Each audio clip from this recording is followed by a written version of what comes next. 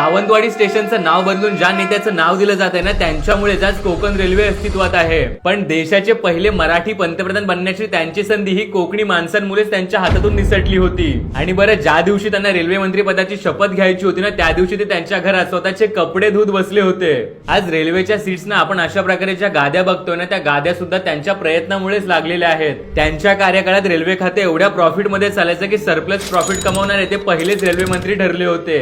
तब्बल 20 वर्ष कोकणातल्या राजापूर या मतदारसंघातून खासदार म्हणून निवडून गेलेले हे असामान्य व्यक्तिमत्व म्हणजे मधु दंडवते. त्यांच्या कामाची पद्धतच एवढी जबरदस्त होती की पुढच्या मंत्रिमंडळात त्यांना देशाचं अर्थमंत्रीपद देण्यात आलं होतं. आणि पुढच्या निवडणुकीत ते देशाचे पंतप्रधान बनणार अशी चर्चा असतानाच त्यांच्या बाले किल्ल्यातून, त्यांच्याच मतदारसंघातून त्यांचा पराभव झाला. आणि देशाला मराठी पंतप्रधान देण्याचं महाराष्ट्राचं स्वप्न अपूर्णच राहिलं. पुढे 2005 साली जेव्हा त्यांचा मृत्यू झाला तेव्हा त्यांच्यावर अंत्यसंस्कार सुद्धा केले गेले नाहीत, कारण त्यांनी आपलं देह दान करण्याची इच्छा व्यक्त केली होती.